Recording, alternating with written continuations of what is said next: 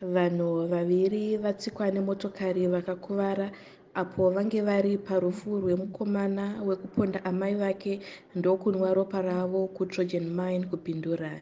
Ngatinzwei zvizere. Inini ndini Kesina Patidzai, ndina amai vaTobias akarohwa nemota mumusoro ari panhamo kusection 7. Panhamo yakaitika yamai vokushaya nemwana. Vanzi vanga vakagara pamacheya iri padhuze nemurodhi pakagara vanhu vechirume.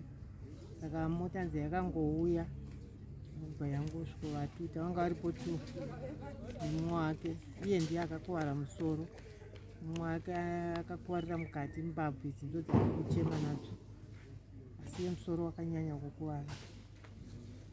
Patara masonwa musoro wacho, tikaenda kuX-ray, atorwa X-ray yemusoro, yemuchesti nemuviri wese.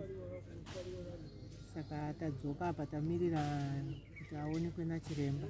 Kuti chii chakaitika bhozi handisi kuziva.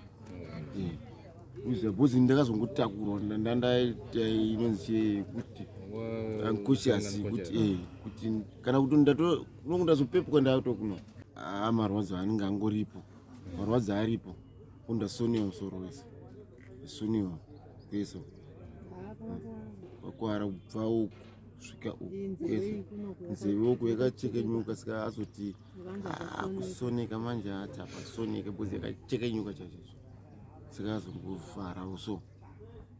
Asi chaunoona kuti nchanzwa kumana kuti chii chakaitika, vamwe wacho vanenge vanga varipo, vanga vari pamoto vachimwa doro rangu.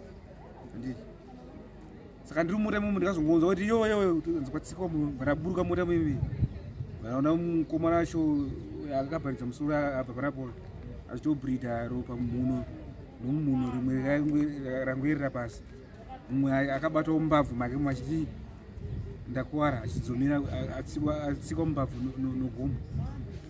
Akatosedzera kuti mira watsika munhu bva angoramba achikokontinya nokudhirava achitongobuda achitongoenda, haana kumira. Vakatomhanya vakomana 2 vachidzinza mota iyoyo. Mota yanga isingatombomhanya zvokuti ingatoita zvokuti danga kangasina kudhakwa vaitoibata vachitokwira mukati.